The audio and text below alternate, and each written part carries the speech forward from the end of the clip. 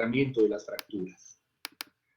Otra parte es el tratamiento de las lesiones articulares, como son las luxaciones, rupturas ligamentarias. Y la última parte es la ortopedia, que es el manejo de, digamos, de las lesiones osteoarticulares en los niños. Y necesito, a ver, por favor, el doctor Julio César, si nos puede dar una noción de qué podría ser una fractura. Julio César Vargas.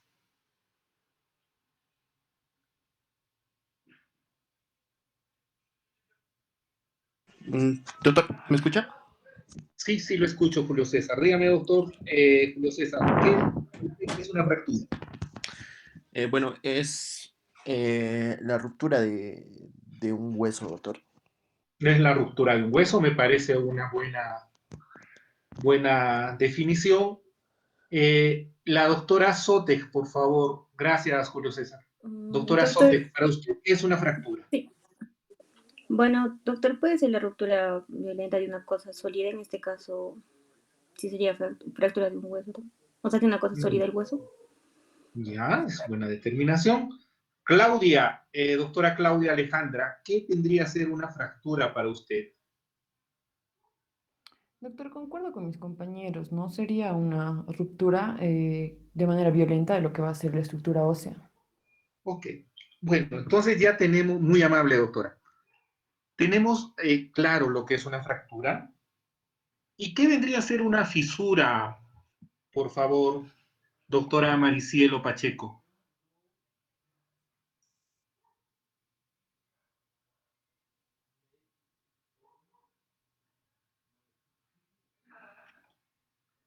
Doctora Pacheco, ¿qué vendría a ser una fisura? Responda por el chat, no hay problema.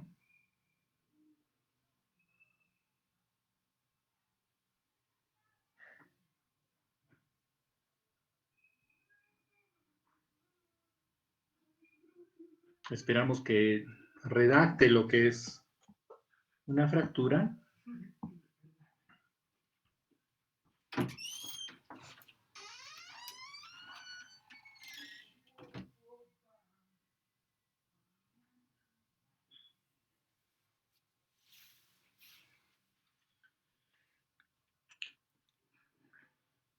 Implica una sola línea en la fractura, algo así dice. Bueno, fisura por si acaso no es un término médico, no debemos acuñar el término fisura como normalmente a veces la gente habla, ¿no? Ha tenido una fisura en determinado punto del organismo. Las fracturas son fracturas completas y fracturas incompletas. Una fractura incompleta vendría a ser una fisura. Entonces, olvídense de por vida el término fisura. Para un personal de salud, hablar de fisura estaríamos haciendo un pequeño pecado. Entonces, olvidemos ese término. Y hacemos un pequeño repaso de lo que es el metabolismo o la fisiología de la matriz ósea. Para hacer este repaso, que posiblemente lo han llevado en el curso de histología, nos va a ayudar, por favor, Paola. Doctora Paola, háganos un recuerdo de cómo se forma la matriz ósea.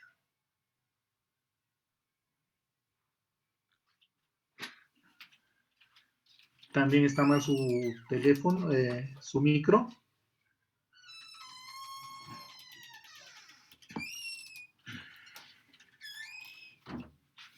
La doctora Paola del Carmen, por favor.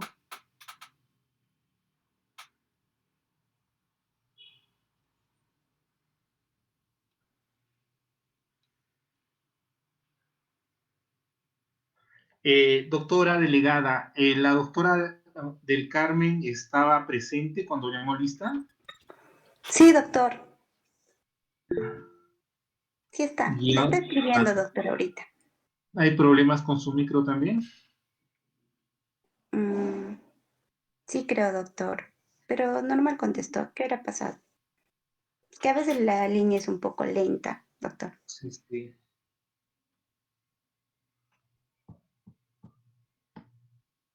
Doctora Paula, tenga la gentileza de abrir su cámara, por favor.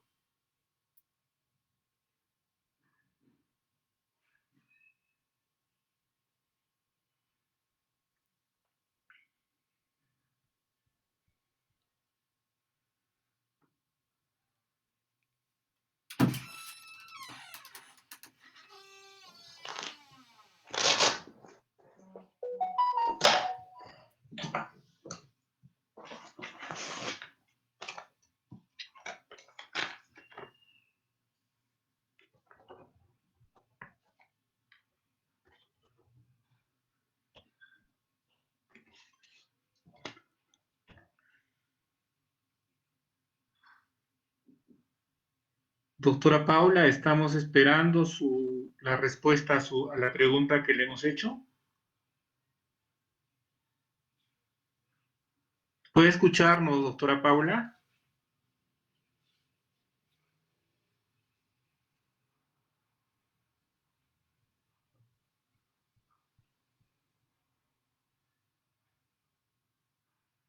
Ok, gracias, Paula, muy amable. Cierre la cámara nomás, no hay problema.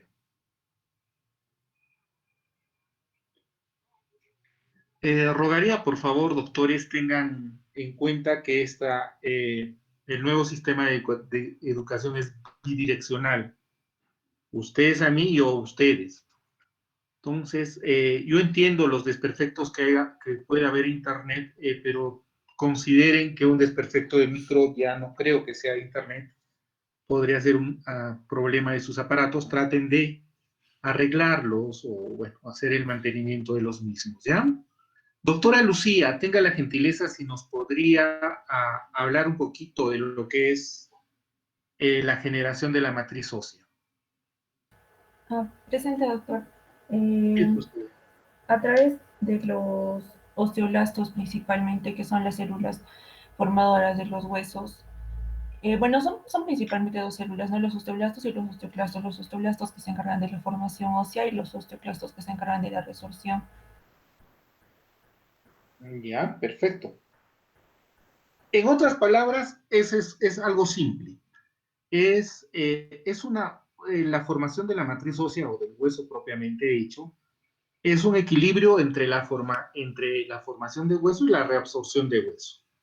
Osteoclastos producen huesos y osteoclastos hacen lo que es la resorción ósea. Entonces, el equilibrio entre estos dos van a formar huesos y estos huesos, perdón dicho, estas células van a actuar directamente en lo que es la consolidación ósea o la formación del callo óseo. ¿Ok? Entonces recuerden, osteoblastos y osteoclastos, uno forma hueso, otro reabsorbe hueso. Es lo que necesitan saber de esta parte.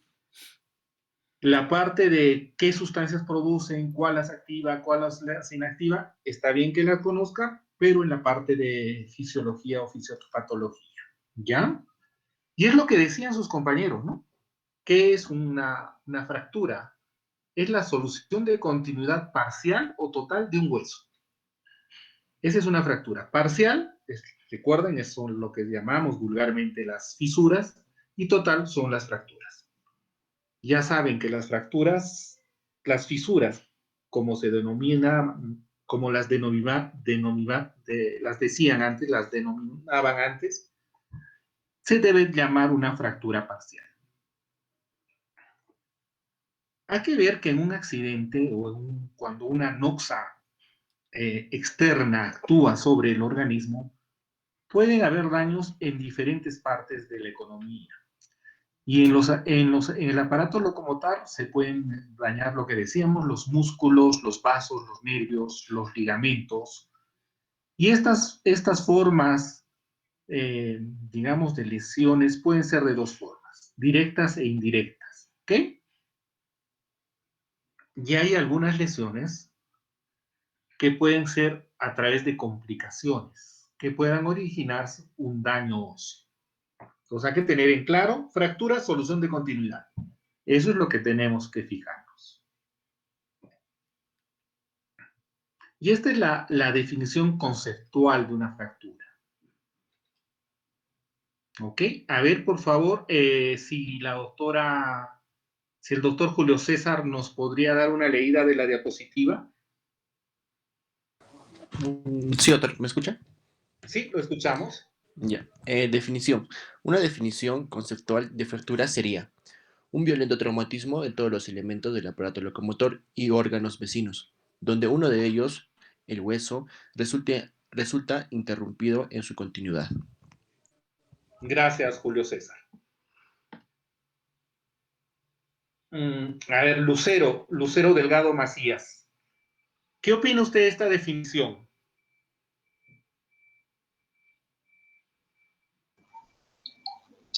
Perfecto, doctor, buenas tardes.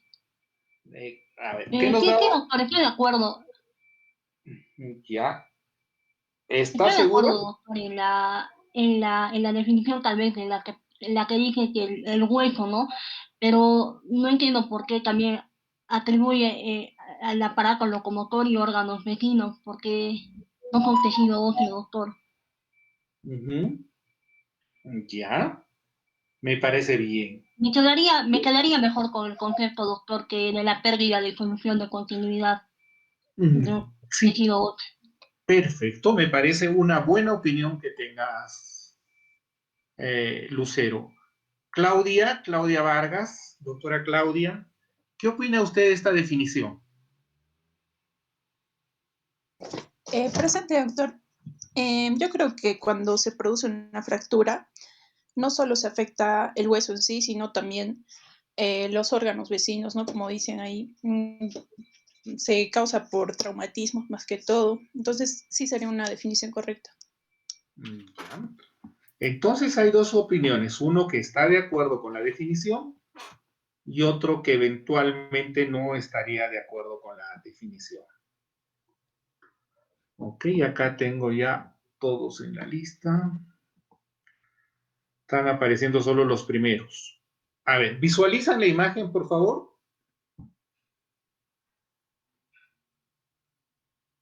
No, doctor. Ahora. Sigue en definición, doctor, no ha cambiado la diapositiva. Exacto. Ok, no ha cambiado. Muy bien. A ver, doctor Javier Hurtado, ¿qué opina usted de esta definición? Doctor, me quedaría con la otra, ya que no siempre una fractura va a afectar a otros tejidos, aparte que no sea el hueso. También no siempre va a ser por un violento traumatismo, también puede ser por una fractura patológica que no siempre va a requerir un golpe o algo así. Muy bien. Estoy de acuerdo con ustedes, nos quedamos con la primera definición. Esto es una definición conceptual, es un concepto que para un determinado autor viene a ser eso. Pero la definición, digamos, sacada de diccionario y que nos va a servir es la primera, es la disrupción o solución de continuidad parcial o total del tejido óseo. ¿Ok? Y acá podemos ver algunas lesiones traumáticas que no necesariamente son seguidas de fracturas. Y acá ya vemos lo que es una fractura. ¿Ok? A ver, ¿quién ha llevado práctica conmigo? En el primer grupo de prácticas, ¿quiénes estaban? Un voluntario del primer grupo de prácticas, por favor. Yo, doctor. Ya. Sebastián, ¿no? Sí, doctor. Sebastián, a ver, esta fractura, ¿qué sería? ¿Te acuerdas la clasificación húmero proximal?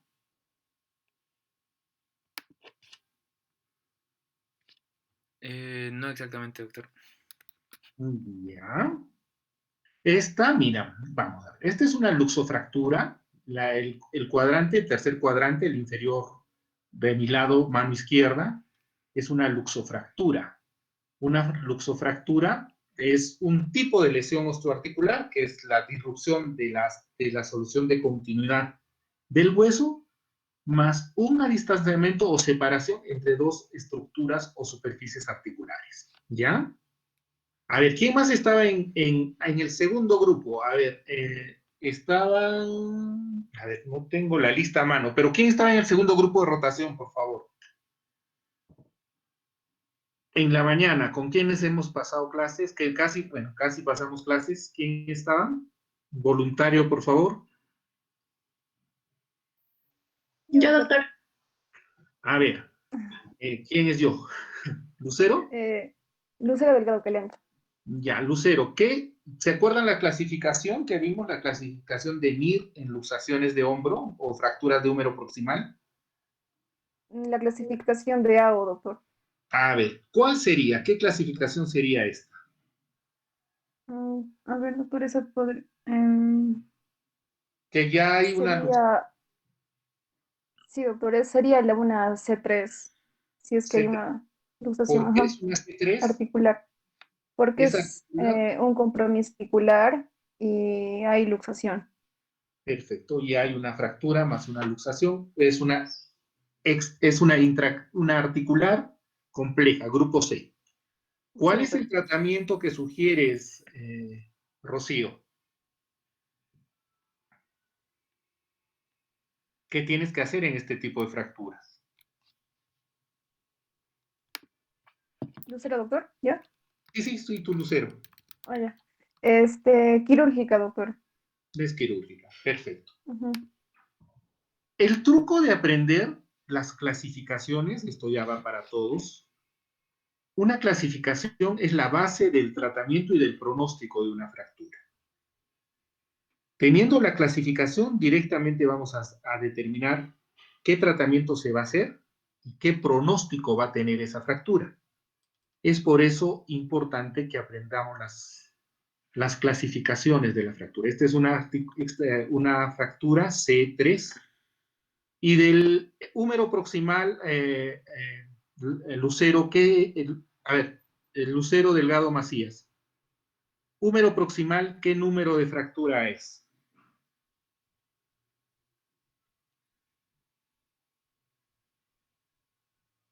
Hola, ¿me escuchan?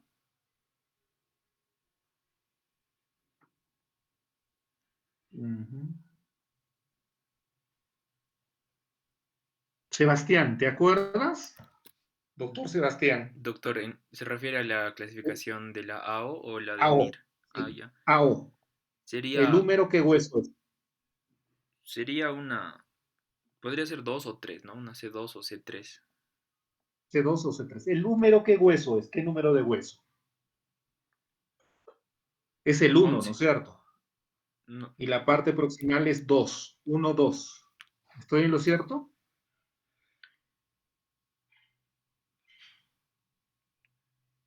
Bueno, no se preocupen. Esto en la parte cuando lleguemos a fracturas, ya tocando las partes principales de la parte generalidades de fractura, por ejemplo, húmero proximal, lo vemos en teoría, lo vamos a ver con más detenimiento. Acá ven, por ejemplo, esta es otra fractura, una fractura de pelvis. Acá hay una fractura de tibia distal. Y esta es una fractura por aplastamiento de lo que vendría a ser la L1,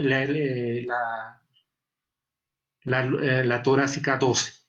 ¿Ven? Es un aplastamiento que ha habido y posiblemente con un compromiso medular. Entonces ya tenemos objetivizado qué es una fractura.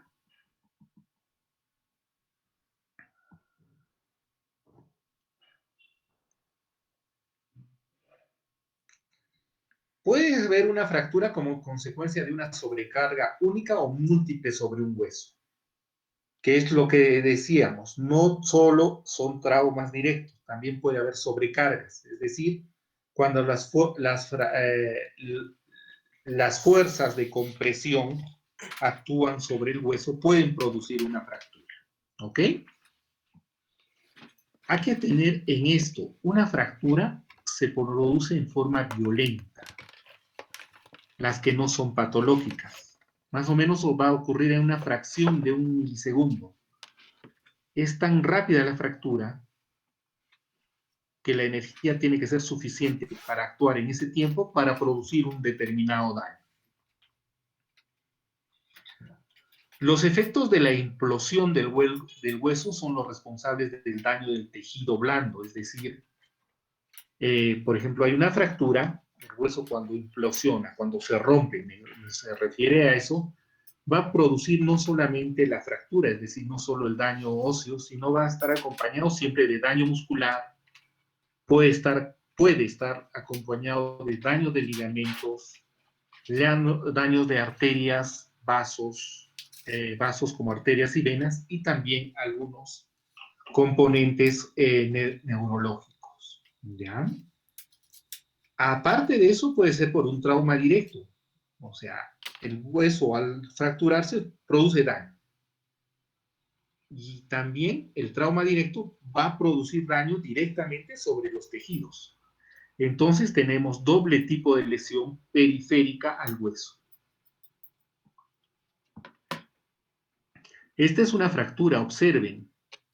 Es un accidente deportivo, el paciente ha caído mal al saltar a jugar fútbol, y no tenemos solo que ver lo que es la fractura del fémur, sino miren también cómo se ha dañado del hueso, sino también miren cómo se ha dañado las partes de los tejidos blandos, en este caso la piel, cómo han comenzado a aparecer lo que son frictemas, lesiones cutáneas, equimosis.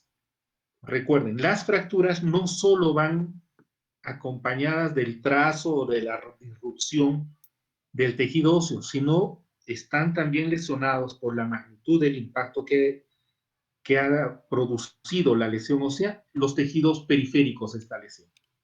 Entonces, no solo veamos una placa radiográfica a veces. En la vida práctica tenemos que ver también los tejidos que están alrededor de esta fractura. Y acá tenemos las diferentes lesiones que pueden haber. A ver, por favor, Gabriel Patricia, perdón. Tenga la gentileza, la lesión que estoy denotando con el marcador, ¿qué parte del organismo es? Doctor, buenas tardes. Buenas tardes. ¿Observan el marcador, la marca la que estoy señalando? Sí, doctor. ¿Qué qué huesos son? Cuéntanos. Esta es una radiografía lateral y la de lado es una anteroposterior. ¿Qué huesos son? ¿Qué estructuras óseas son? ¿Es un tobillo? ¿Es una rodilla? Parece el brazo, doctor, el húmero y el cúbito. El cúbito, húmero, radio y el húmero. ¿Cómo se llama esa articulación?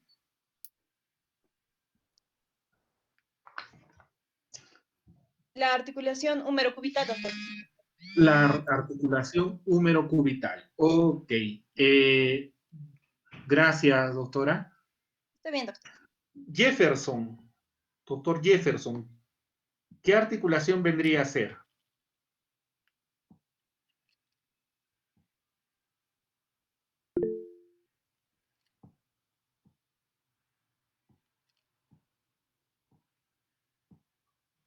Doctor, no se le escucha.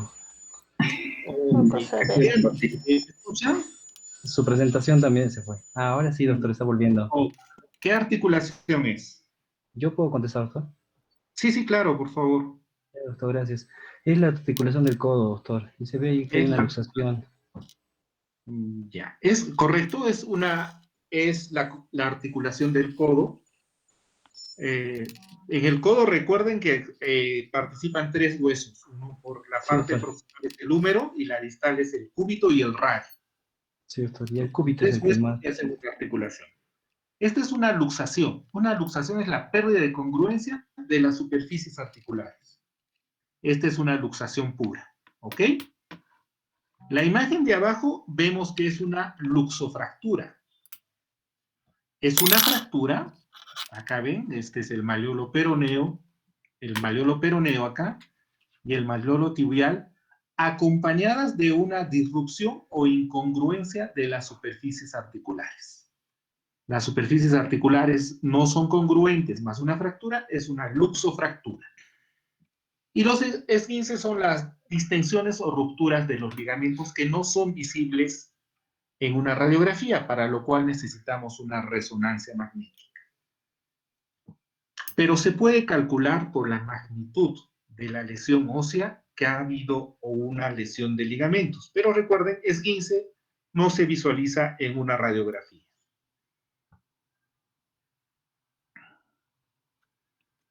Doctor, una pregunta, por favor. Sí, dime. ¿Y en el caso del músculo, puede haber ruptura muscular? ¿Tendría algún nombre especial? Sí, en el músculo se llama distensión muscular cuando se estira el músculo. Y hay una ruptura muscular cuando se rompe el músculo. Existe ruptura muscular. ¿Ya? Gracias, doctor.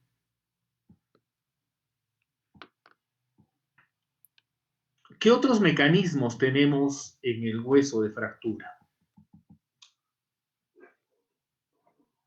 O sea, mejor dicho, ya tenemos fracturas directas, fracturas indirectas, fracturas patológicas. ¿Qué efectos mecánicos y químicos hay en la fractura? Recuerden que hay una pérdida de la continuidad ósea, y al haber una pérdida de la continuidad ósea, hay una pérdida de la función del hueso, que es netamente soporte. Soporte y protección. En caso del aparato locomotor es soporte, es la función de nuestros huesos. Lo que va a ser acompañado de dolor. Al haber una fractura, recuerden, hay lesiones de circulación, tanto endostales como periostales. El periosto es la estructura que va a recubrir el hueso y el endostio es el tejido que está dentro del canal óseo. Entonces, estos se van a fracturar y produce un proceso primero inflamatorio, presencia de polimorfonucleares, macrófagos, hay el hematoma que está rico en fibrina, hay colágeno, fibras retinaculares. Al haber una ruptura de los huesos, una vez que pase el periodo inflamatorio, viene la presencia de vasoformadores. ¿Y recuerdan cuáles son los vasoformadores? Son los osteocitos y los osteoclastos, ¿ya? Esto se va a formar y van a empezar ya progresivamente a formar lo que es la nueva matriz ósea a través de lo que son los del callo óseo, callo primario, callo secundario. Mecanismos ya saben. Traumatismos directos. También tenemos traumatismos indirectos. Por ejemplo, en los traumatismos indirectos tenemos fuerzas tangenciales que provocan un movimiento de rotación sobre el eje del hueso. ¿Ok? Fractura de los isquiadores, las fracturas por aplastamiento, la fractura que vimos del vertebral, ¿recuerdan?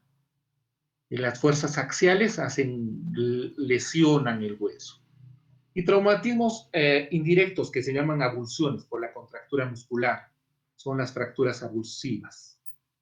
Son propias generalmente en el olecranon y en la rótula. Eso lo vamos a ver con calma cuando toque el momento. Acá ven una fractura, es una fractura de fémur.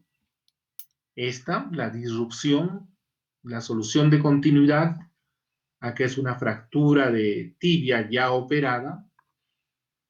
Hay que tener en cuenta que el manejo de las fracturas están en el alinear los fragmentos fracturarios, con ponerlos en contacto e inmovilizarlos. Ese es sea que uses un yeso, sea que uses una placa, un clavo endomedular, la función o el fin del tratamiento de la fractura es mantener el eje del miembro hasta conseguir su alineación. Ningún material de osteosíntesis tiene otra función, no tiene una función estructural, no tiene ninguna función arquitectónica del hueso, netamente sirve para estabilizar la fractura hasta que el hueso llegue a consolidarse.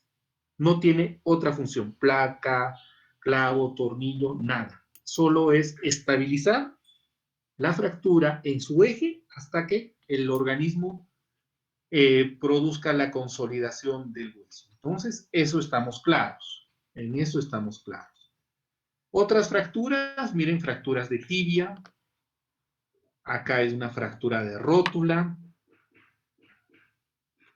Una fractura de húmero. Una fractura segmentaria de tibia. Entonces ya vamos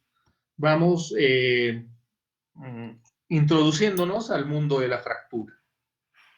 ver cuál es el truco para reconocer las fracturas, es meterse a internet ahora que tienen esta facilidad y proyectarse radiografías de las fracturas.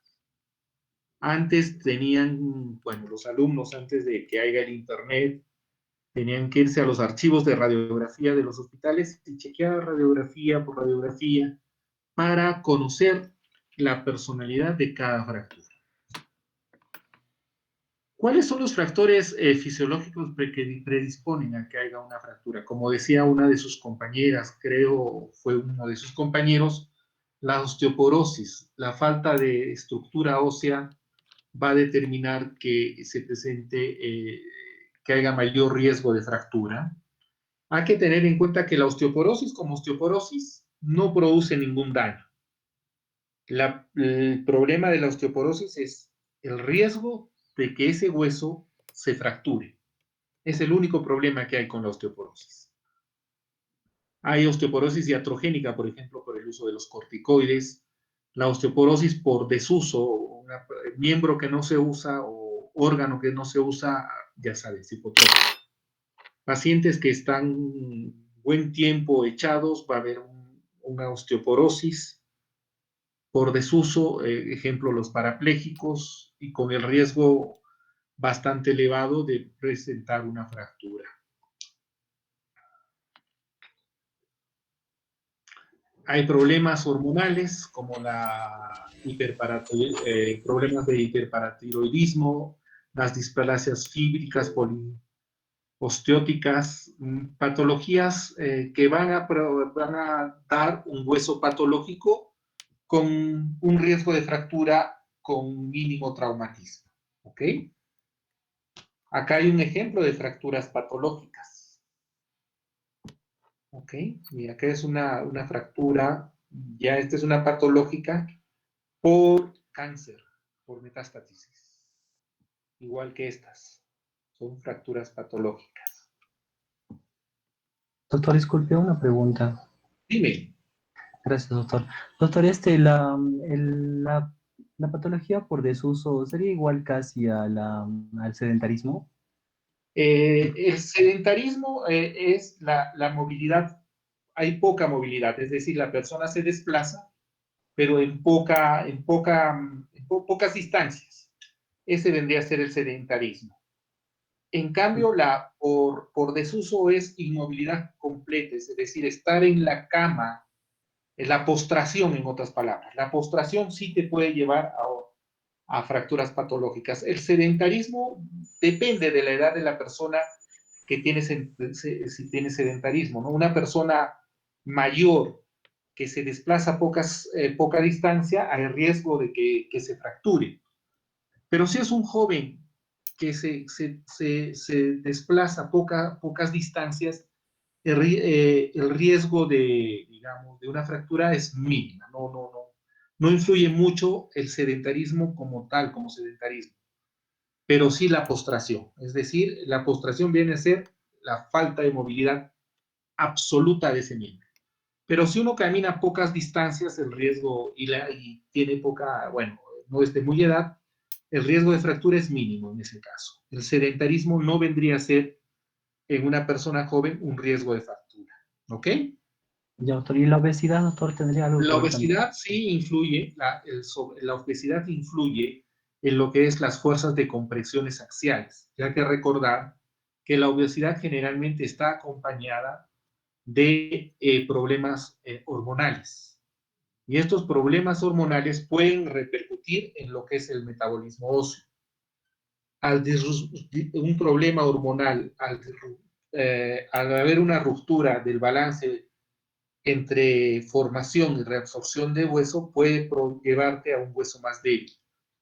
El sedentarismo, hay riesgo de fracturas, generalmente por compresiones axiales, fracturas patológicas a nivel de columna y a nivel de calcáneo. Es el sobrepeso, obesidad mórbida, puede producir ese tipo de fracturas. ¿Ok? Sí, doctor. Muchas gracias, doctor. A ti, gracias por la pregunta. La clasificación hay que determinar por el grado de compromiso óseo. Puede ser fracturas cerradas o fracturas expuestas. Es un balance entre, ¿cómo determinamos si es una fractura cerrada o una expuesta? Es cuando las partes blandas, específicamente la piel, está sana o ha tenido algún tipo de lesión.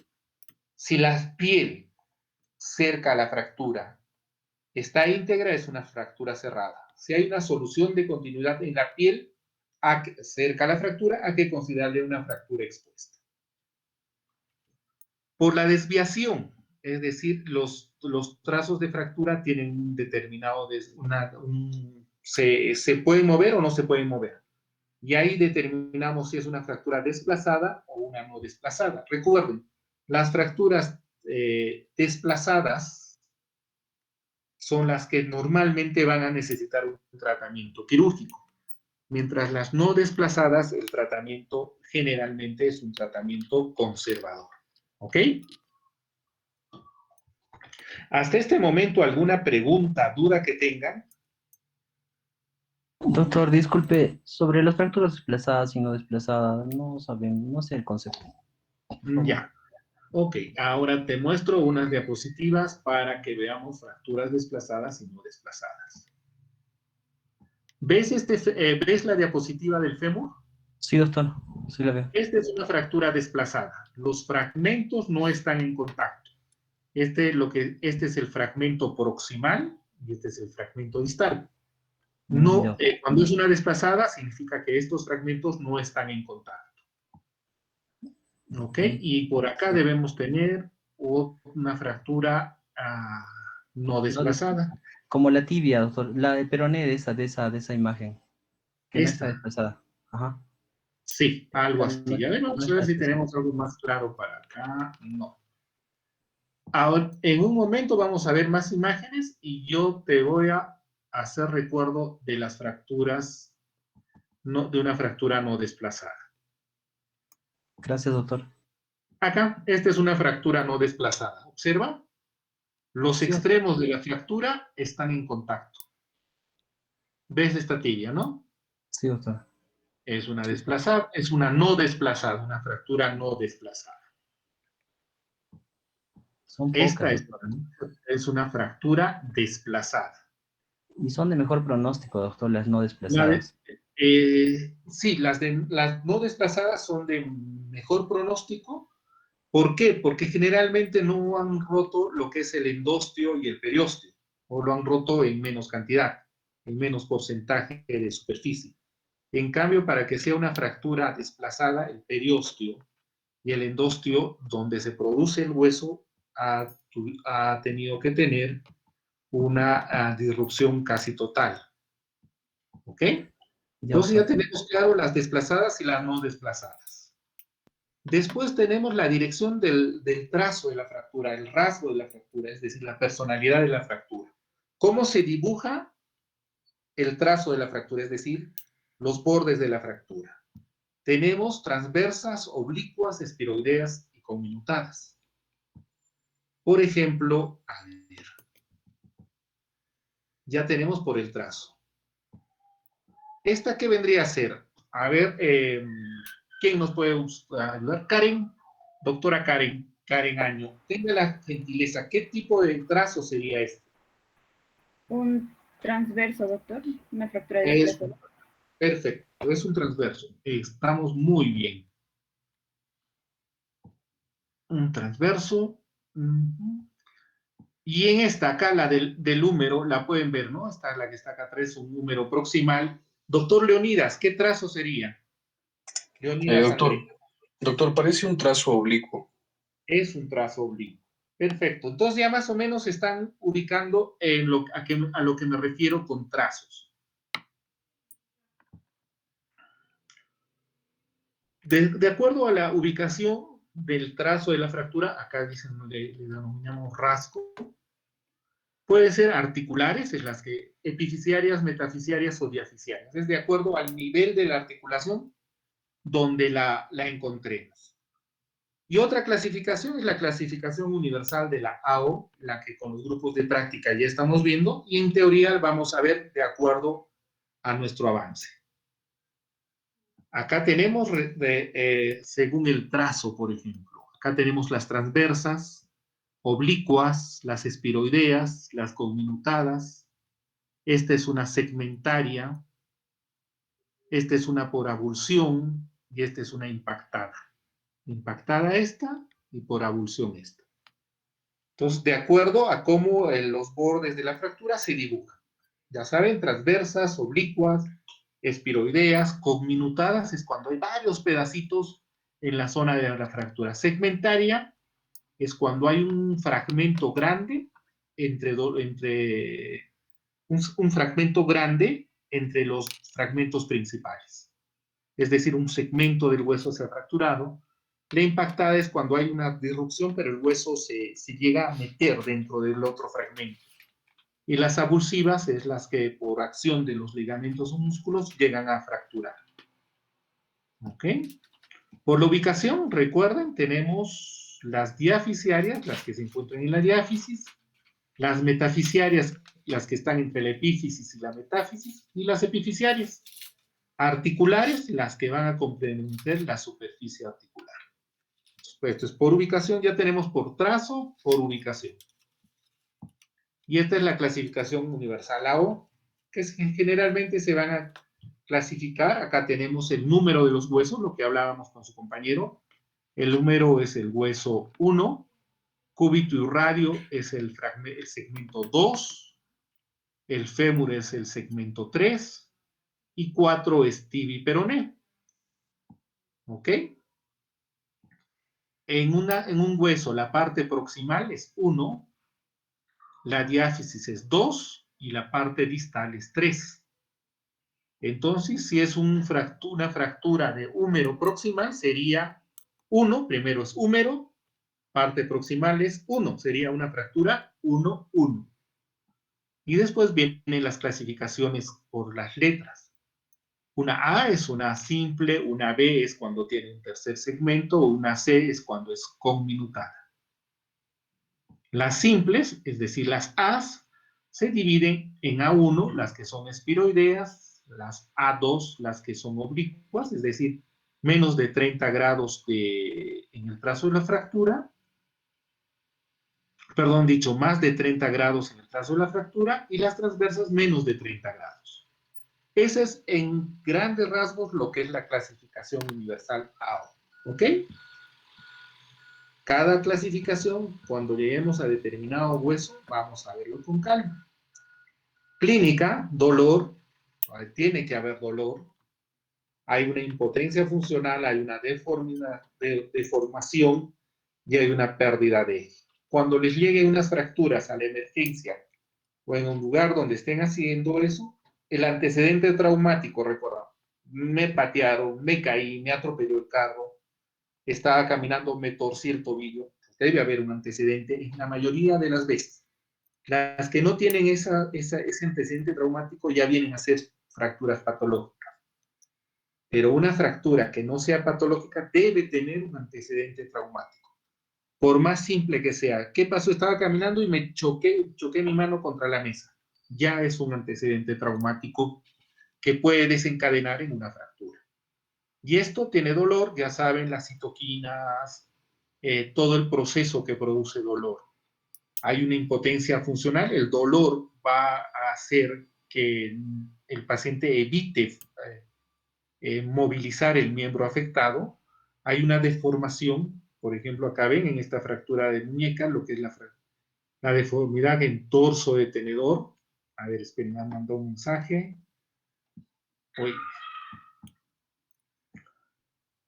Un ratito, han mandado un mensaje en el chat.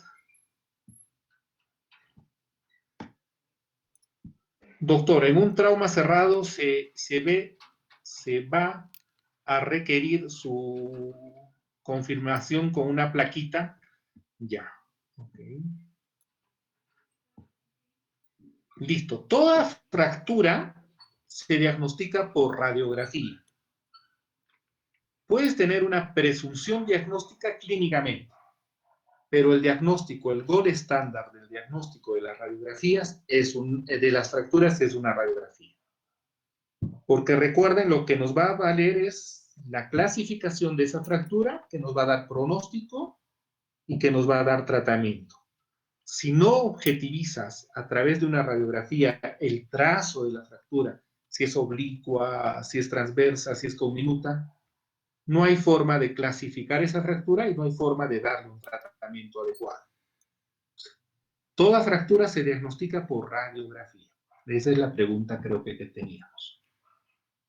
¿Qué viene? También viene con equinomosis, hay crépito óseo. ¿Qué es crépito óseo? Es cuando se suena como si estarías pisando una cajita de galletas, la aplastas la cajita y después la agarras, eso es un crépito óseo.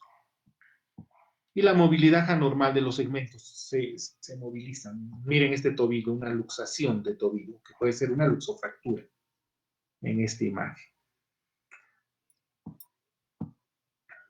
Diagnóstico, lo que veíamos, ¿no? El diagnóstico es el cuadro clínico, el antecedente de caída, la deformidad, pero el gol estándar es la radiografía y mínimo en 2 tomas, antero-posterior y lateral. Si les llega a ustedes un paciente con una radiografía solo en una posición, pídanle la otra lateral. ¿Por qué les digo esto? Miren esta imagen. En la proyección lateral no parece que haya fractura. Le sacas la antero-posterior y miren tremendo trazo de fractura que hay. ¿Ok?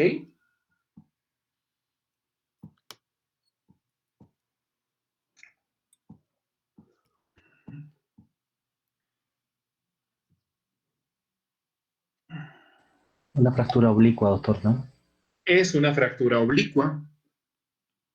Es una fractura oblicua, correcto. Y si hay dudas en la radiografía, que parece que hubiese una fractura y no la ves bien, pidan una tomografía. Una tomografía de reconstrucción ósea.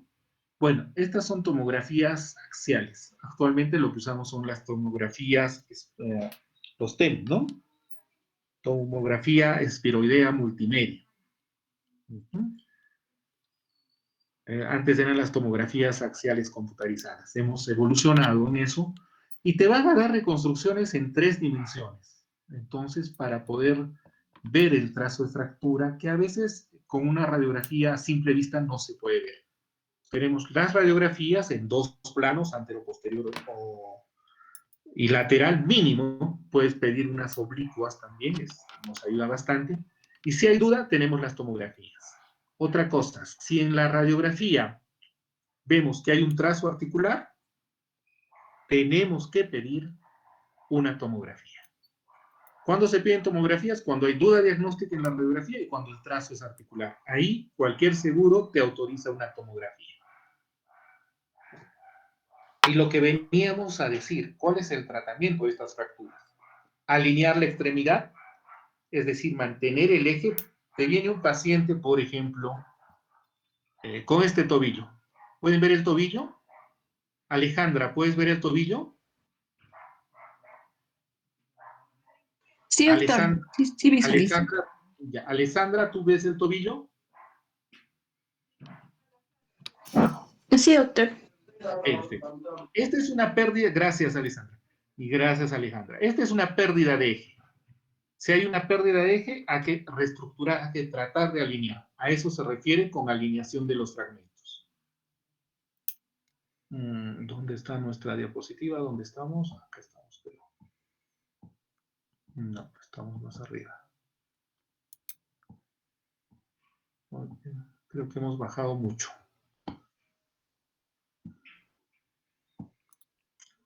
Estas son nuestras clasificaciones. Ok, acá vemos alinear a la extremidad, la analgesia. Al paciente no le va a importar mucho en ese momento que le digas que lo vamos a operar, que solo va a tener yeso. Lo que le molesta no es su fractura, sino es el dolor, en otras palabras. Y hay que tratar ese dolor con analgésicos. Estabilización del segmento óseo. ¿Cómo se estabiliza? Una vez que lo hemos puesto en línea, lo estabilizamos. Es decir, hacemos algún mecanismo para cual que esa fractura ya no se mueva. Y ahí vienen lo que son las férulas inmovilizadoras de yeso, las ortesis inmovilizadoras, Hay una serie de mecanismos, hasta 2 tablas. Un entablillado sirve para estabilizar el segmento óseo. Debemos tener en cuenta, como estamos hablando de miembros, el compromiso neurovascular. Ustedes llega un paciente, alinean la fractura, le dan analgésicos, lo entablillan y tienen que ver si hay pulso, si hay sensibilidad. ¿Por qué? De eso depende la premura del tratamiento. Una fractura como fractura estabilizada con su férula puede esperar, que les digo, 3, 4 días, no hay problema.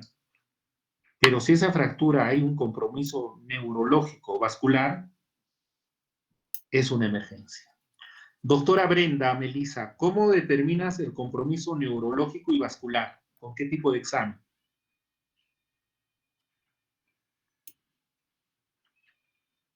Doctor, buenas tardes. Con respecto al compromiso neurológico a través de los reflejos ¿Ya? tendinosos y ¿Y el vascular? a través de la toma de la presión, del pulso, de la presión también en las extremidades. Ya. Ok. Doctor, gracias, doctora. Doctora Gladys Stephanie, ¿cómo hace un examen neurológico vascular? Perdón, doctor, no le escucho bien. ¿Cómo evalúa un compromiso neurovascular en una fractura? ¿Cuál examen utiliza? Podrías, me inclinaría a una resonancia o un llenado capilar. ¿Una resonancia o un llenado? ¿Por qué pediría la resonancia?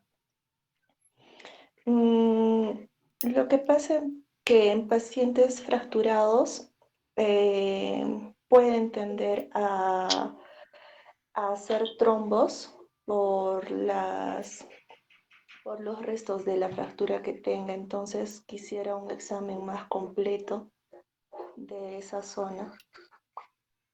A ver, pide una resonancia. Viene la aseguradora y le dice, doctora, ¿cuál es el sustento para este paciente que se ha fracturado? Le ha pedido una resonancia. ¿Usted qué le dice? Perdón, doctor, otra vez no le escuché bien, discúlpeme. A ver, despierte, doctora. Lo que pasa es que estoy con los auriculares y no le escucho bien. Tiene un paciente Sí. y fracturado y usted me dice que lo va a evaluar con una resonancia magnética. Viene el seguro y usted le pregunta, doctora, ¿por qué ha pedido una resonancia a este paciente? ¿Cuál sería su sustento de usted? Para tener una mayor amplitud de tanto de zona vascular y de zona ósea. Ya. Gracias, doctora. Doctor Frank Lawrence, ¿está por ahí? Presente, doctor. Buenas tardes. ¿Qué opina de pedir una resonancia para determinar el estado neurovascular del paciente, de la fractura? Usted es el jefe del seguro. Le han pedido, usted es el jefe del seguro, es un médico auditor y le llega la factura del paciente, usted tiene que pagar esa factura como asegurado, y le dice resonancia magnética. La doctora le ha planteado esa respuesta, la que hemos escuchado. ¿Usted aceptaría o no aceptaría pagar esa resonancia? No, doctor, no aceptaría. ¿Por qué no aceptaría? Porque primero, como dije, ¿no? Para ver, por ejemplo, afectación neurovascular o vascular más que todo, pediría una ecografía, un ecodoppler, tal vez podría ser. Bueno, no ecodoppler, una ecografía, doctor. Ya. Perfecto, entonces no le pagan. Entonces gracias, doctor, hay que tener mucho cuidado con los exámenes que pedimos. Es simple, para evaluar un compromiso neurovascular de una fractura, hay que ver lo que es pulsos, lo que decía el compañero, pulsos periféricos y llenado capilar. Si hay una alteración de los pulsos, está enlentecido, o si hay un retardo del llenado vascular, recién podemos pedir un ecodoppler o un Doppler. Si no, no nos va a justificar pedir un Doppler. La parte neurológica, ¿cómo la evaluamos? A través de motricidad y sensibilidad. Si hay una fractura en la pierna, ustedes pellizcan el pie, ¿siente o no siente? Y hay que pellizcarle o hacerle cosquillas con un lapicero en las zonas neurológicas de acuerdo a al nervio que piensan que está afectado. Por ejemplo, en la mano, nervio, la zona radial, la zona cubital y la zona medial. Con un examen clínico podemos estarnos ahorrando y ahorrar en algunos casos al paciente exámenes de más. Pedir una resonancia, en algunos casos hay que pedirla, pero si no hay la justificación de que no hay un llenado capilar, no hay si hay pulsos, ¿para qué le vas a pedir una resonancia? Recuerden, la resonancia no mide la parte neurológica ni la parte vascular. También hay que tener en cuenta eso. Para la parte neurológica es la electromiografía. Para la parte vascular, el ecodoppler. Si piensas que hay una lesión mayor vascular, lo que pueden pedir es un angiotem. ¿Qué es un angiotem? Es una tomografía con contraste. Y ahí le van a dibujar bonito todito los vasos sanguíneos. ¿Ok? Pues recuerden, hay que evaluar el compromiso vascular y escribirlo en la historia clínica. Si no escribes en la historia clínica es como si no lo hubieses hecho. Y hay muchos problemas legales a veces por este problema. Viene una fractura, lo ven, lo entablillan y ponen en la historia clínica fractura de tibia y nada más. Y no están describiendo lo que es esto, ¿no? La parte neurológica, si hay sensibilidad, si hay motricidad, y si hay llenado capilar, y si hay pulsos. Cosas simples. ¿Qué pasa? Si no está en la historia clínica y no lo has, y por A o B ha habido una lesión vascular, estás en serios problemas de negligencia. Siempre escribir, evaluar y escribir. Ese es el truco que nos va a evitar problemas que son a veces engorrosos. Y el tratamiento definitivo puede ser tratamiento conservador o tratamiento quirúrgico. Y en las fracturas expuestas, no se olviden hacer las limpiezas quirúrgicas, instauración de los antibióticos y la profilaxis antitetánica. Doctor, una pregunta. Sí, dime. ¿En qué casos puntuales podríamos hacer resonancia? Usted dijo que hay algunas veces que sí, digamos que... Se puede hacer resonancia. Por ejemplo, es cuando sospechas de una lesión ligamentaria. Les explico por qué. Hay una fractura, por ejemplo, de la tibia proximal. Sacas la radiografía y sospechas que podría estar comprometido un ligamento porque hay el ligamento cruzado anterior porque hay una fractura de la espina tibial. En ese caso, tienes que pedirle la resonancia, porque si lo operas y le pones placas, ya le vas a imposibilitar sacar una resonancia magnética. Recuerden, el material de osteosíntesis, es decir, las placas y tornillos, son contraindicación para poder sacar una resonancia magnética. Entonces tendrías que esperar que se consolide la fractura 3-4 meses, retirar el material y recién poderle sacar la resonancia magnética. Es por eso que se pide resonancia magnética cuando se sospecha de lesiones ligamentarias perifracturales, cerca a la fractura. ¿Ok? En esos casos, completamente autorizado el uso del resonador. Cuando hay sospecha de lesiones ligamentarias periarticulares. El tratamiento ortopédico se refiere al tratamiento conservador en las fracturas estables y algunas de trazo incompleto. Tratamiento quirúrgico, ya saben, en los principios de la osteosíntesis, poner placas y tornillos.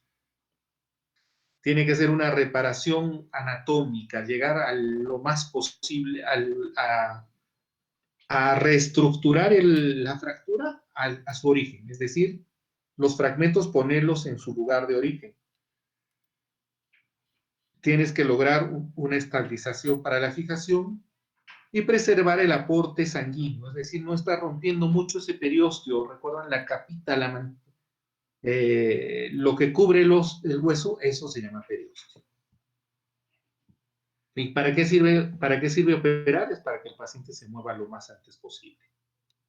Si operas, si lo tienes echado 3 meses, no vale la pena. Se opera para que se desplace lo más rápido posible. Y estas son las inmovilizaciones que decíamos. Estas son las férulas ortopédicas, generalmente se utilizan en hospitales. Si no tenemos eso, podemos usar las férulas de yeso, poner un yeso en la parte posterior, después una venda. Esta es la misma venda. Y también las estabilizaciones ya en hospitales de mayor nivel, estabilizaciones de emergencia con fijadores externos.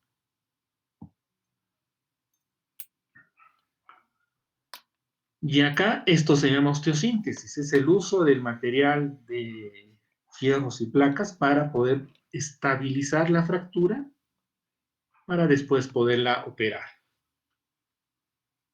Doctor Sánchez, tenga la gentileza, ¿qué tipo de fractura sería esta?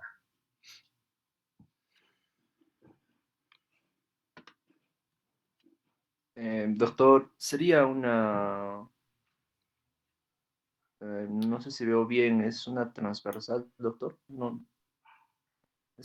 Sí, está con... El peroné se está fracturando, ¿es una fractura transversal?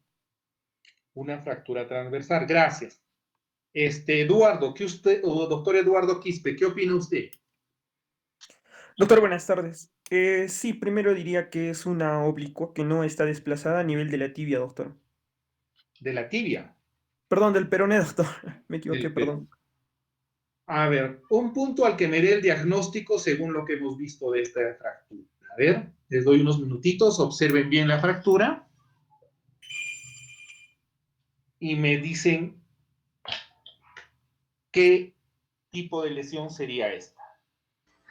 Doctor, sería una fractura oblicua no desplazada de la tibia, del peroné de peroné. ¿Ya? ¿Qué más? A nivel metafisario, doctor. A nivel de metáfisis. Ya. ¿Qué apellidas? Soriano, doctor. Doctor Soriano, ¿ya? ¿Otro que quiera dar su opinión? Doctor, buenas tardes. Doctor, ¿podría ser una fractura del tercio distal del peroné y una fractura espiroidea? Podría ser una espiroidea. Sí, está muy bien. Lo que han dicho está muy bien. Pero miren esta parte de la articulación del tobillo en sí. Miren cómo se ha separado el astrágalo de la tibia. Y cómo se ha separado el peroné de la tibia. Entonces, ¿qué vendría a ser? Una luxofractura, doctor. Correcto, es una luxofractura de tobillo. Otro truco para visualizar radiografías, tienen que ver todo el contexto, no solo el trazo de fractura. A veces nos vamos a lo más grosero, a lo más evidente, a lo que jala a nuestros ojos. Pero hay que tener cuidado lo que pasa alrededor, ¿ya? Acá hay una separación, es una diastasis tibio-peronea y una subluxación tibio-astragalina. Es una luxofractura de tobillo, ¿ok? Y como vamos a ver después, es una luxofractura Weber tipo C. Tratamiento quirúrgico. Este es el tratamiento quirúrgico. La deformidad, recuerden, estabilizar, ¿no? Miren la deformidad en dorso de tenedor que se da en las fracturas de radio distal, no en todas. Y acá como ya la hemos alineado, la hemos puesto en línea, siguiendo sus ejes. El tratamiento para las fijaciones internas o osteosíntesis, hay placas y tornillos. Placas y tornillos, hay tantos tipos de placas y tornillos como hay tipos de fractura. Hay para todo gusto y para todo precio. Que las aprendan, van a aprender de acuerdo a lo que veamos a las más importantes. Eso vemos en la parte ya especializada. Y esto es lo que es osteosíntesis. Miren, este es un tornillo DHS para fracturas de fémur proximal. A ver, perdón. No tengo mi lista para poder preguntarles. Hoy día, a ver, ¿quiénes estamos en el grupo de práctica de algún voluntario de mi grupo de práctica con el cual estamos rotando ahora?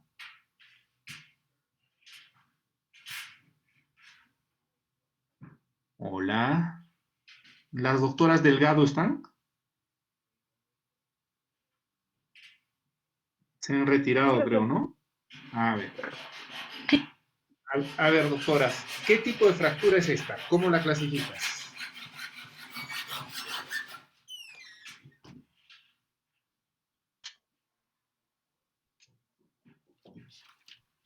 ¿La pueden ver, la fractura?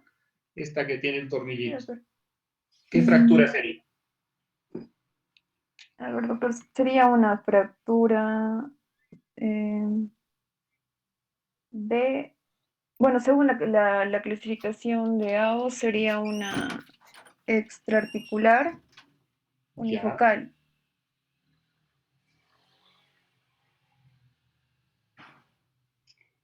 ¿Una extraarticular qué? Unifocal. No. Las unifocales son para húmero.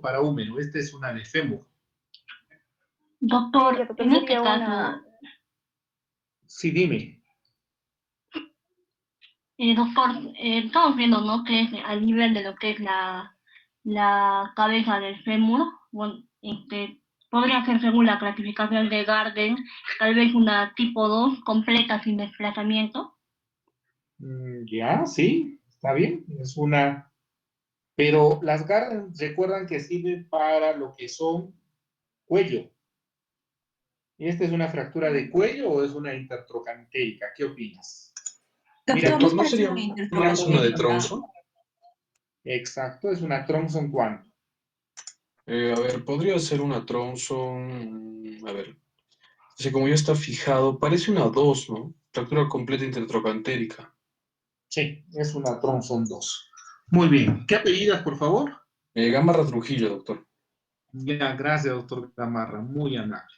Y como decíamos, todos son estas osteosíntesis. Este es un tornillo DHS.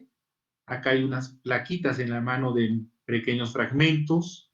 Esta es una placa en T. Y esto es un clavo endomedular para ti. Entonces, recuerda el material de osteosíntesis, hay un montón. Fijación interna con clavo endomedular. Estos son los clavos endomedulares. Hace una especie de anticucho al hueso. Hay la fijación externa, que son elementos de osteosíntesis que están fuera del huesito.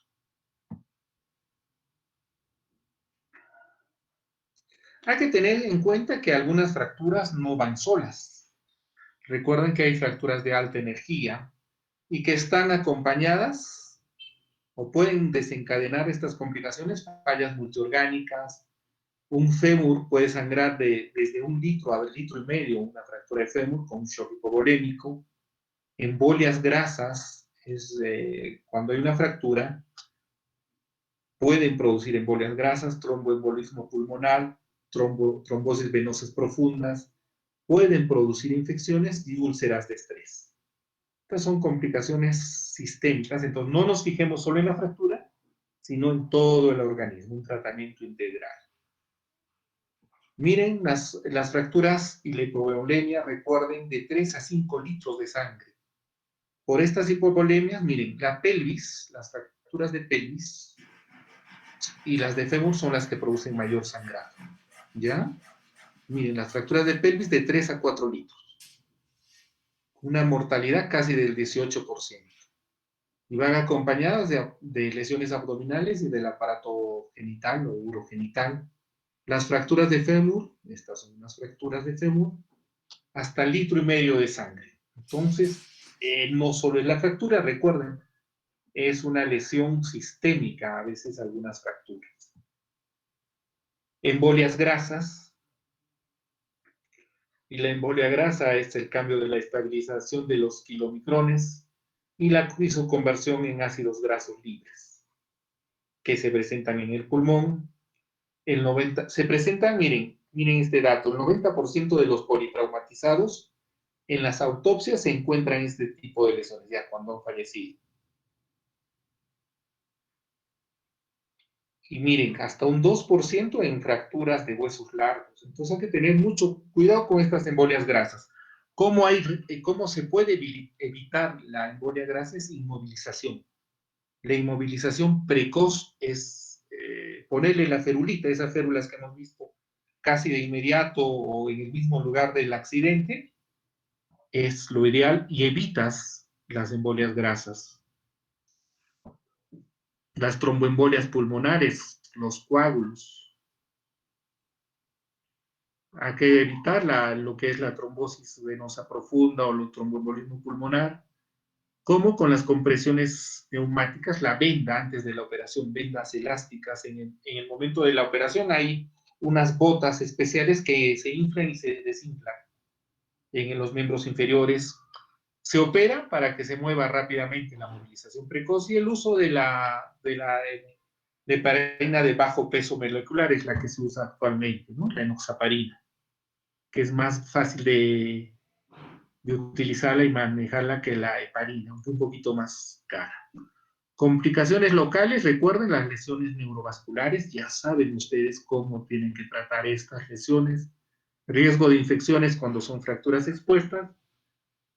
El síndrome compartimental, las algodistrofias, son lo que es el síndrome regional, las algodistrofias, y alteraciones de la consolidación como el retardo de la consolidación o la pseudoartrosis. El síndrome compartimental es una lesión bastante dañina.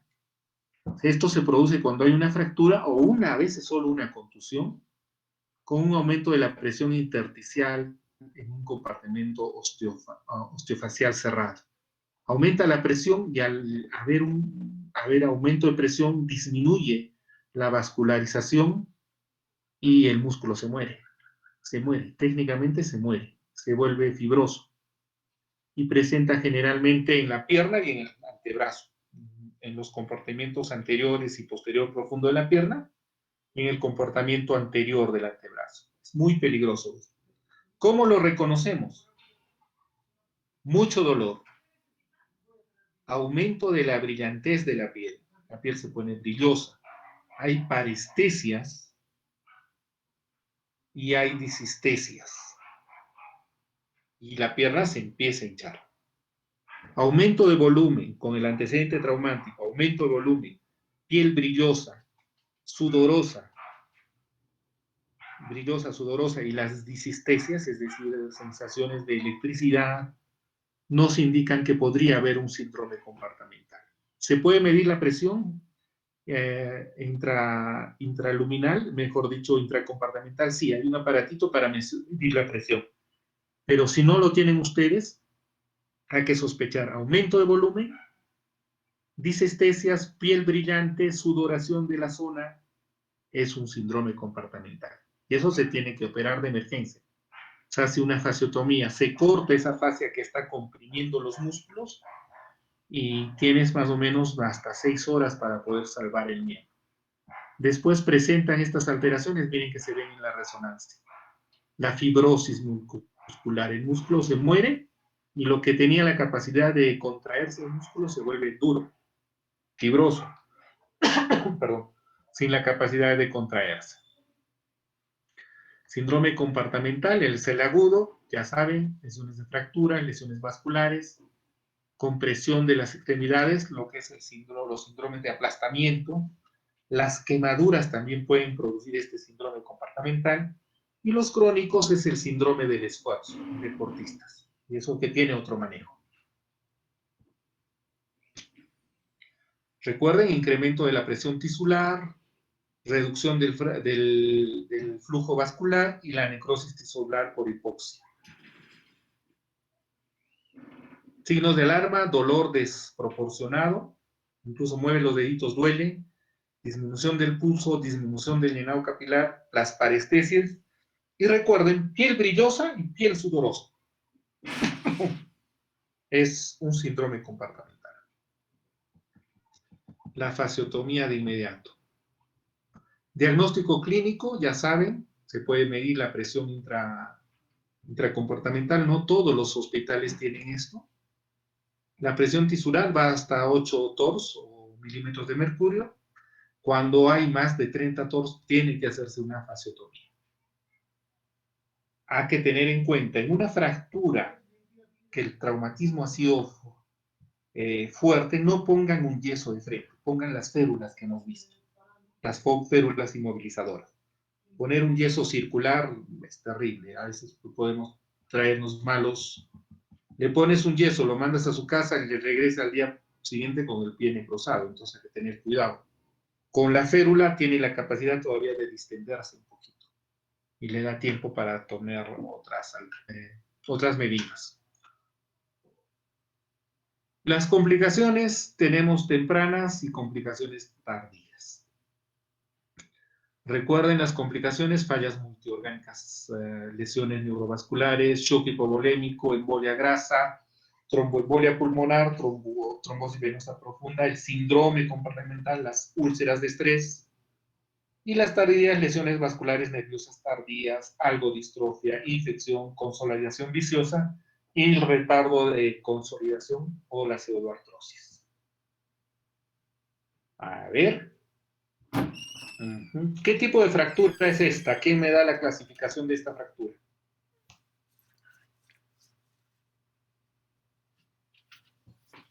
Hola. Doctor, sí, doctor, sería una fractura de lo que es la clavícula del tercio medio, doctor, que sería grupo 1. Grupo 1. ¿Lo operas o no lo operas?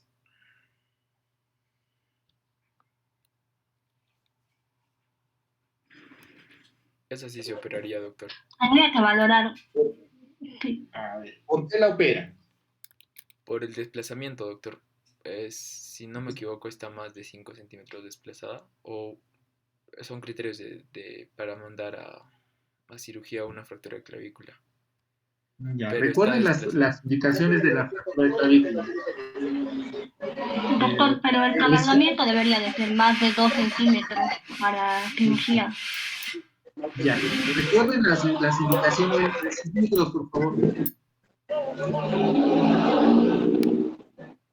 ¿Quién está en mutuo? Ya. Recuerden. No, te iba a decir que esta fractura es un Allman tipo 1 y tendríamos que medir, ¿no? Porque el acortamiento debe ser más de 2 centímetros para poder llevar a cirugía. Exacto, acortamiento más de 2 centímetros, riesgo de exposición de la fractura, lesiones vasculares, lesiones nerviosas o separaciones, diastasis más de 1 centímetro. Midiendo eso, ¿a qué medirlo? Tendríamos que tener una reglita. Si cumplen las indicaciones estas, se opera, o si no, solo tratamiento conservador. ¿Ok? Y es una Allman tipo 1. Acá, miren, tenemos unas fracturas de deditos. Es una osteosíntesis. Y esta es la imagen que tenemos los traumatólogos, ¿no? Cuando el paciente va a ver lo que normalmente creían antes, el traumatólogo solo estaba para amputar. Mira. Y miren cómo lo tienen asustado al paciente. Es la imagen que se tenía antes de traumatología, no hasta hace muchos años, que era solo las amputaciones. La ciencia ha evolucionado y ahora vemos que no todo es amputar. Consolidación ósea, proceso de regeneración gradual y continuo por el cual la solidez y la resistencia del tejido óseo fracturado es restaurado. Eso es lo que es consolidación ósea. El tejido óseo tiene ciertas propiedades. Una es la solidez, otra es la resistencia y la flexibilidad. Tiene que estar restaurado para determinar si ha habido una consolidación. Tenemos fases de impacto o inducción, es la fase del traumatismo.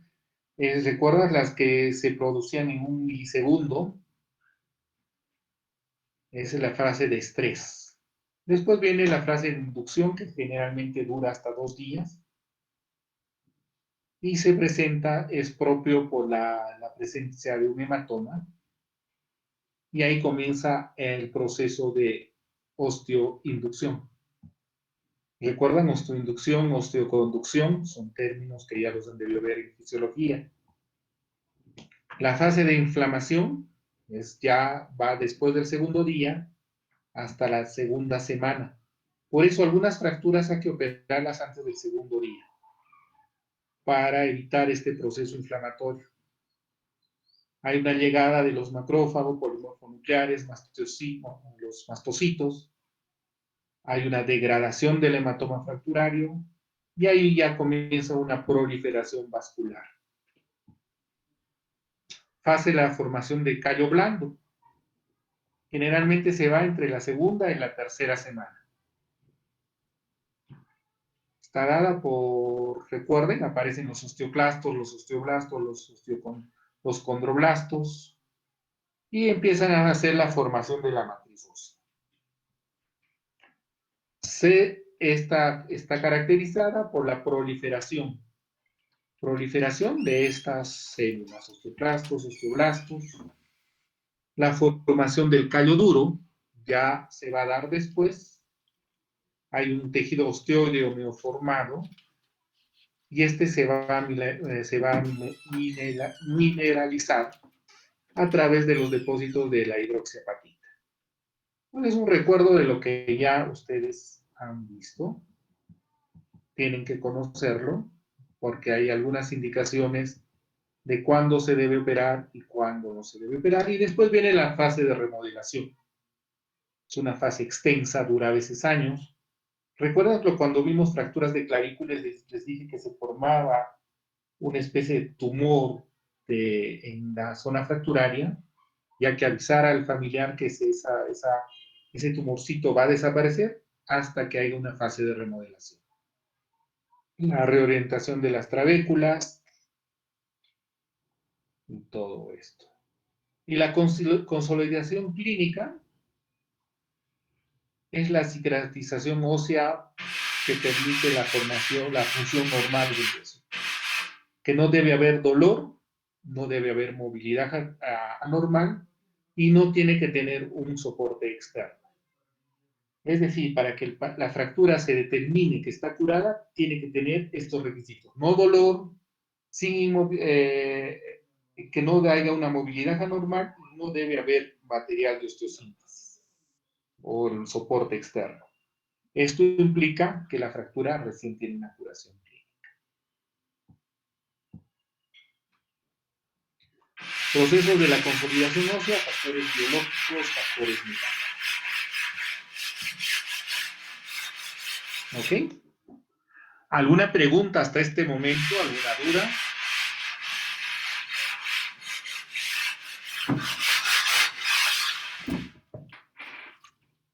Ok. Han entrado a su aula virtual, he colgado ya los primeros temas. No sé si alguien ya los ha revisado.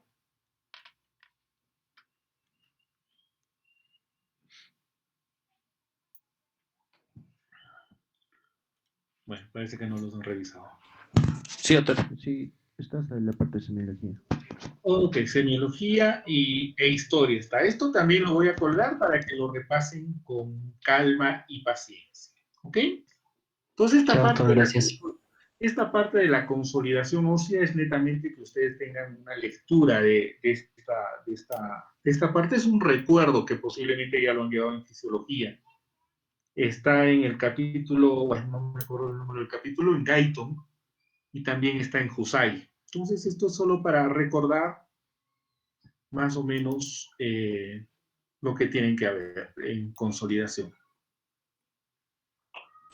Otra cosa importante, entrando a lo que es pseudoartrosis, la diferencia entre el retardo de consolidación y la falta de consolidación o pseudoartrosis es netamente una esperanza del cirujano. Si hay un retardo de consolidación en el tiempo previsto, cada hueso tiene un promedio de tiempo de consolidación. Se está pasando ese tiempo, generalmente casi en un 98% van a terminar en la falta de unión, en la pseudoartrosis. ¿Ok? ¿Qué factores influyen en la falta de consolidación? El estado general del paciente, es decir, su estado nutricional, alguna enfermedad endocrinológica, enfermedad degenerativa. Eso es el estado general del paciente. El estado local de la extremidad previa a la lesión. Si un paciente tiene una buena musculatura, la consolidación es más segura que se presente que si no hubiese tenido ese tipo de lesión, ese tipo de musculación. La injuria inicial se refiere generalmente al tipo de lesión. Es diferente que se hayan torcido el tobillo y se hayan fracturado a que les ha pasado un carro encima. Eso se llama injuria inicial, el grado de lesión que haya tenido. La respuesta local post-injuria, es decir, cómo el organismo ha respondido a través de su proceso inflamatorio en el momento de la lesión en la zona fractural. ¿Cómo hemos manejado la fractura? Si la fractura se ha operado, solo se ha estabilizado con yeso. Si en el momento de la operación no hemos roto mucho periósteo. Factores farmacológicos se refiere a algunos medicamentos que usa el paciente que puedan retardar la consolidación ósea. Entonces, esos son factores que influyen en la consolidación. Estado general del paciente, el sexo no está muy claro, no hay datos específicos, de repente sería un bonito trabajo de estudios que ustedes hagan. Grado de consolidación de las fracturas en relación a sexo en pacientes en altura, sería interesante, no hay ningún dato. Los niños se consolidan la fractura más rápidamente que los adultos, definitivamente. ¿Ya saben por qué? Porque sus células son células jóvenes. Y la vascularidad, el periósteo, ¿recuerdan de dónde se originaba todo el proceso de osteogénesis? Está todavía funcionando adecuadamente, es un periósteo hueso. La membranita que cubre el hueso es una membrana gruesa, un periósteo hueso, con gran propiedades de osteogénesis. Malnutrición, ya saben, se duplica, mira, 55% con múltiples lesiones e infecciones.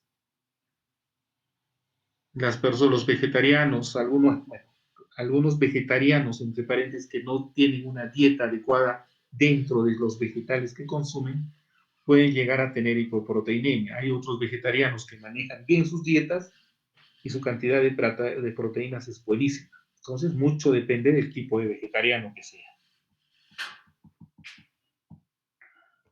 Diabetes.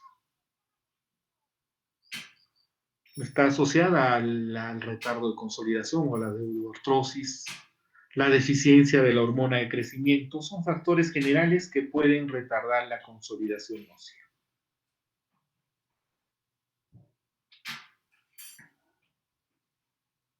Recuerden, la tensión de oxígeno disminuye en relación al basal. Daños preexistentes en tejidos blandos como traumas previos, cirugía, radiación, enfermedades vasculares, pueden producir disminución de llegada sanguínea, de llegada de oxígeno, y podrían producir un retardo de consolidación. Calidad muscular y del tejido fibroso. Recuerden, buena musculatura, deportistas, jugadores, hacen que el hueso consolide adecuadamente en relación a los que tenemos hipotrofia muscular, ¿no? Injuria inicial, ya hemos visto el grado del impacto que podría presentarse a nivel de la fractura, es diferente un atropello a una fractura por torsión. Infecciones. Estas infecciones pueden alterar la historia natural de la fractura, pueden producir un aflojamiento de las placas, tornillos, puede haber osteolisis, secuestros óseos, osteomielitis. Entonces, la infección es un enemigo de la consolidación ósea. Lo que habíamos visto, ¿no? Lesiones, la injuria inicial es diferente. Lesiones simples a lesiones complejas por el factor de fractura. Factores en el manejo de la fractura. A veces uno opera iatrogénicas, es las que van a producir generalmente un mal abordaje, es decir, por dónde tenemos que entrar a la fractura. si uno no escoge la zona de abordaje adecuada, va a determinar una desperiostización masiva, es decir, desprender ese periostio, y eso va a traernos problemas. El GAF en el foco de la fractura es la manipulación que hacemos. Puede ser excesiva distracción o tracción, interposición, que se meta un poco de periostio entre los fragmentos de la fractura, pérdida de hueso, mal alineamiento. Recuerden, el alineamiento es uno de los principios para el manejo de fractura. Va a desencadenar en un mal pronóstico de nuestra fractura. Inmovilidad, inadecuada inmovilización. Recuerden, fractura se tiene que inmovilizar. Si no se moviliza adecuadamente, va a producir que haya una ruptura de los vasos neoformados, inestabilizaciones torsionales, beneficio de la inestabilidad axial. Todo eso va a alterar el problema de la consolidación. Lo que veíamos, el uso de corticoides y los AINES. Los AINES, generalmente hay unas fracturas y lo que primero que recetamos es diclofenaco. Las fracturas no se manejan con antiinflamatorios. La fractura, el dolor de la fractura se maneja con analgésicos. Puede ser analgésicos opioides o no opioides, pero no con antiinflamatorios, ¿ok? Tengan cuidado de eso, por favor. Cuidado que me enteren que ustedes una fractura le estén dando ibuprofeno, diclofenaco. No, por favor, analgésicos puros. Antibióticos. Dice, habían estudios bien simpáticos a comienzos de la década de ciprofloxacina en relación de las rupturas ligamentarias. Dice que tiene condrotoxicidad. No he encontrado artículos multiserios, digamos, grandes, multicéntricos que comprueben eso, pero bueno, hay el antecedente de la condrotoxicidad del ciprofloxacina. En el callo de la fractura, con disminución de la celularidad y de generación de la matriz, hay algunos estudios, no está comprobado, también sería interesante poder estudiar eso. Los que fumamos, bueno, yo fumaba antes, ya no fumo, pero los que fuman, hay que tener cuidado con que tiene una relación directa y comprobada con lo que es el retardo de consolidación. Inhibe la proliferación celular y promueve la vasoconstricción. Entonces, las clasificaciones de Weber es para ver lo que es retardo de consolidación o pseudoartrosis. Tenemos tres. La hipertrófica es la pata de elefante. Esta imagen es una pseudoartrosis hipertrófica. Calloso prominente se debe a la movilidad del foco. La normotrófica, o pata o pezuña de caballo, hay un pobre callo. Y la oligotrófica no hay callo. Es en punta del lapicero. Ahora vamos a ver, creo que tengo unas imágenes. Ok. Gonzalo, ¿qué opina de esta? ¿Qué pseudoartrosis sería? Doctor, en este caso parece una hipertrófica, de empata no recuerdo bien. Hipertrófica. Pata de elefante. ¿Ya? Pata de elefante. ¿A qué se debe, por ejemplo, esta pseudoartrosis? El material que estabilizaba la fractura se ha roto. Miren, aquí el clavo endomedular está roto. Al romperse este clavo endomedular no le da estabilidad a la fractura. Hay movimientos de la fractura y no llega a consolidarse. Entonces, esta es una hipertrófica. Acá tenemos otra clasificación de Pelley. Tenemos el tipo A, tipo B. Tipo A1, que es por la movilidad de los fragmentos, hay pérdida ósea menos de 1 centímetro. Hay una movilidad. La B2 está fija, es decir, no se mueve. Y puede ser sin deformidad o con deformidad. La B, hay un defecto óseo, hay mayor a 1 centímetro, hay pérdida de longitud y puede haber, bueno, en la B1 hay un defecto de óseo, en la B2 hay una pérdida de longitud y en la B3 hay un defecto óseo más una pérdida de longitud. Aquí están claras. B1, pérdida de tejido óseo acá. B2 hay una disminución de la longitud. Y la 3 hay una pérdida con una disminución de la longitud. Entonces ya tenemos dos clasificaciones. El diagnóstico hay que evaluar las características iniciales, cómo ha sido el accidente, qué tipo de material han usado, dónde lo han operado, y tratar de adelantarse. Generalmente al 6º mes, si no ha habido una consolidación, se declara una osteoartrosis. Generalmente. Diagnóstico, las radiografías, tomografías y resonancias magnéticas. La cintigrafía ósea con tecnesio 99 es para ver la vascularidad. Puede hacer otros elementos para marcadores de infección, una pseudoartrosis infectada que es terrible.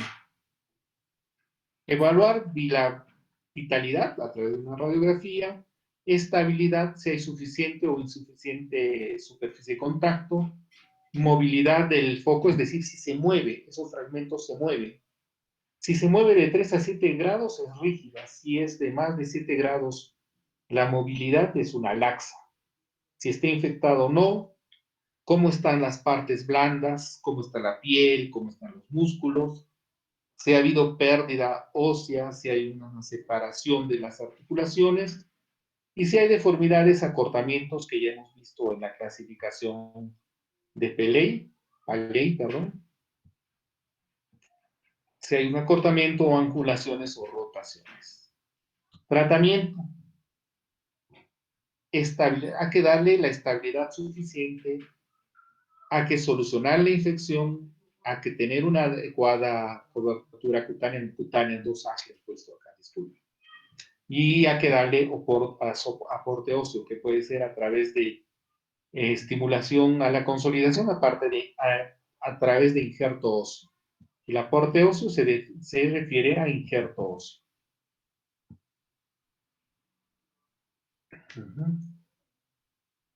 Para la estimulación de la consolidación podemos utilizar métodos biológicos o métodos mecánicos y a veces los métodos físicos. Los biológicos tenemos el material osteogénico a través de autoinjertos, aloinjertos, médula ósea, osteoconductores, osteoinductores, proteínas, citoquinas. En los osteoconductores, el fosfato tricálcico, la hidroxiapatita, combinaciones de calcio y fósforo, combinaciones de colágeno. Son sustancias que las venden en el mercado que se tienen que poner a nivel de la fractura para producir osteogénesis. Métodos mecánicos, por ejemplo, si hay una pseudoartrosis, lo que podemos hacer un clavo endomedular fresado, estabilizar, alinear y evitar rotaciones. Y la carga precoz. ¿Qué es la carga precoz? Que el paciente empiece a caminar lo más antes posible. Eso va a estimular que los fragmentos que están separados se junten y produzcan lo que es la osteogénesis. Miren, con este fresado más autoinjerto, es decir, injerto sacado de cresta ilíaca, tenemos una posibilidad de éxito de un 94 al 100% de éxito, bastante éxito. Métodos físicos, la electroestimulación, las ondas de choque, son bastante, bueno, se utilizan. Los resultados son restringidos, pero bueno, 6 de cada 10. Pero hay que intentarlo, ¿no? El ultrasonido, acá está. Entonces, en resumen, la evaluación individual, cada paciente es diferente cuando se le presenta la pseudoartrosis. Los factores de riesgo, ya saben, fumar, gorditos, diabéticos.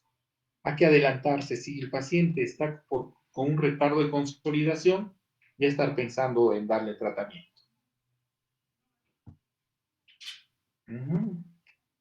Y algunas imágenes chistositas. Bueno, doctores, lo que teníamos planeado para fracturas en general y pseudoartrosis, hemos cumplido con nuestro syllabus. Estas Estas diapositivas las estoy colgando entre mañana y pasado en el aula virtual. Tengo cierta dificultad, el aula virtual no me estaba aceptando por el pesado del archivo en PowerPoint, tengo que cambiarlas a PDF. Y estoy teniendo ciertas dificultades de orden, de conocimientos en informática para poderlo hacer, entonces voy a pedir ayuda de mi hijo. Muchísimas gracias, doctores, por su atención. Espero que no haya sido una clase tediosa, al menos muy tediosa. Normalmente nuestras clases son de 1 hora, pero bueno, por el retraso que hemos tenido, me he visto en la obligación de hacer esto. Por lo cual pido las disculpas del caso si ha habido algún inconveniente. Espero que la hayan aprovechado. Hay algunas cositas que tienen que repasar que les va a ser de utilidad en su práctica médica futura. Que tengan una bonita tarde, por favor. Eviten salir a la casa. Aprovechen el encierro para poder estudiar. Y si tuviesen alguna pregunta, alguna duda, con el mayor gusto tenemos unos minutitos más para poder absolverlas. Doctor, una doctor. pregunta. Doctor, Dime, Alejandra. sí, doctor, quisiera hacerle una pregunta. ¿En cuánto tiempo podríamos pedir una placa de control para ver si realmente está habiendo una buena consolidación después de usar lo que es la técnica de osteosíntesis? Ya. Las placas de control, primero hay que determinar en qué hueso, qué tienes que controlar y qué tipo de osteosíntesis has utilizado. En general, la primera placa de radiográfica de control se debe tomar a la segunda semana postoperatoria. Esta radiografía de control no va a determinar si existe o no existe calloso. Lo que nos va a determinar es si se ha aflojado el material o si se ha desplazado los fragmentos en las primeras 2 semanas. Las 2 primeras semanas son cruciales para lo que es aflojamiento de material y lo que es fallas de osteosíntesis, aflojamiento de material y que los fragmentos fracturarios se han podido desestabilizar. Esa es la primera radiografía a las 2 semanas. A la 6ª semana, es decir, mes y medio, puedes pedir otra radiografía, donde se va a poder observar un poquito de lo que es callo blando. Con buenos ojos vas a poder ver callo blando. Y el callo duro, el callo flexible, generalmente se va a poder observar entre las 8 semanas, es decir, entre los 2 meses a los 10 meses. ¿Ok? Ok, gracias, doctor. No, de nada, Alejandro. Miguel, creo que tenía alguna pregunta. Sí, doctor, era casi la misma. Doctora, doctor, tengo otra pregunta, por favor. Lo que es inmovilización completa del paciente, ¿cuánto tiempo más o menos tiene que ser en promedio, doctor? Y para retirar esta inmovilización completa, disculpe, doctor, ¿tendríamos que realizar una placa también, doctor? Ya, la inmovilización completa se refiere a la inmovilización de la fractura. La primera inmovilización de la fractura, del segmento fracturario, no significa que al paciente lo vas a tener inmovilizado completamente. Nos referimos a la inmovilización del segmento fracturario. Este segmento fracturario hay que inmovilizarlo en emergencia primero, o en la zona que estén, ya saben, con esas férulas. Le pueden poner tablillas, entablillado. Eso es hasta que tenga un tratamiento definitivo. El tratamiento definitivo puede ser la inmovilización con yeso o la operación. ¿Cuánto tiempo lo tienes inmovilizado al paciente? Eso depende de la zona donde se haya fracturado. Las más frecuentes, por ejemplo, tobillo es inmovilización, estamos hablando de 8 semanas, 2 meses. Muñeca, estamos hablando de 6 semanas, mes y medio. Y cada fractura tiene un tiempo adecuado de inmovilización. Vamos a determinar esos tiempos cuando tomemos fractura por fractura. ¿Ok? Gracias, doctor. Para servirles. Bueno, doctores, les reitero mi agradecimiento por la paciencia que han tenido con la clase. Bueno, creo que algunos ya se están retirando. Sí, ya es momento de retirarnos. Nos estamos viendo con nuestra clase práctica el día de mañana, por favor, 9:30. Vamos a ver fracturas de tobillo, hoy día no pudimos tratarlas, y con ustedes, con el grupo en total, nos estamos viendo, por favor, el próximo miércoles. Y me hacen llegar a través de su coordinadora, bueno, lo que vamos a ver en relación al examen, por favor. ¿Ya? Gracias, doctor. Traten de estar leyendo poco a poco, los voy a estar molestando ya con algunos trabajos que no son nada complicados, son trabajos de lectura de ciertas cosas